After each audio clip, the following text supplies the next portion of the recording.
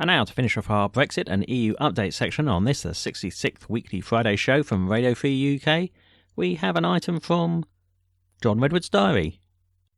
The Sovereignty of the People, from John Redwoods Diary, johnredwoodsdiary.com. Published September the 7th, 2016. I believe in the sovereignty of the UK people. As a Democrat, I believe that the people exercise their rights and freedoms by choosing representatives for their parliament, and dismissing them at general elections if they cease to please.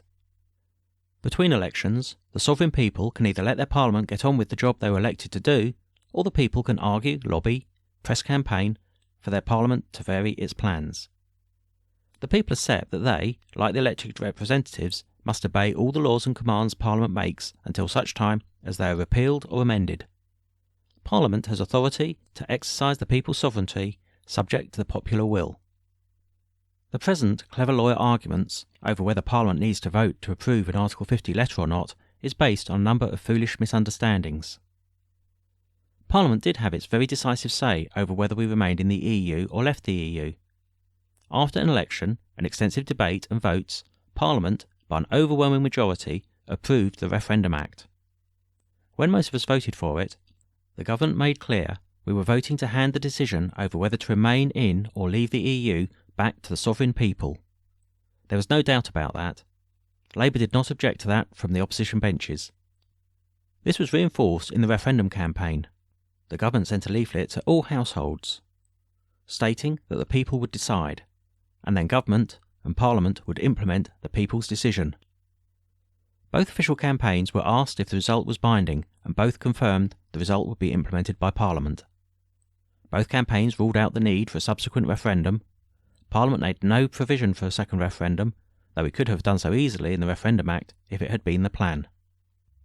There is, therefore, no obvious need for Parliament to vote to approve an Article 50 letter, as it simply reflects the will of the people. If a sufficient number of MPs wanted to vote on one, there would be a vote. I doubt the official opposition will want to press for one, as it would reveal big disagreements within the Labour Party, with many of their MPs accepting that they now have to vote for the UK to exit, as was the national result in the national referendum.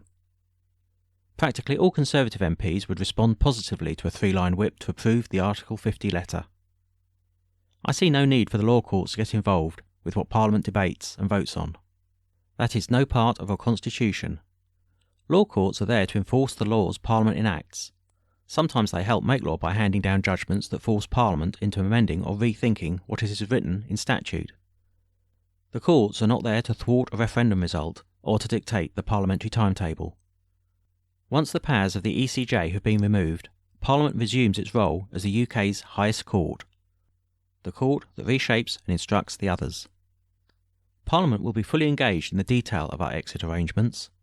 Parliament will have to approve legislation to remove the EU powers in the 1972 European Communities Act. Parliament will doubtless question and debate many facets of our new grade-based relationship with the EU, and make the case for various new and continuing arrangements for anything from research collaboration to security exchanges.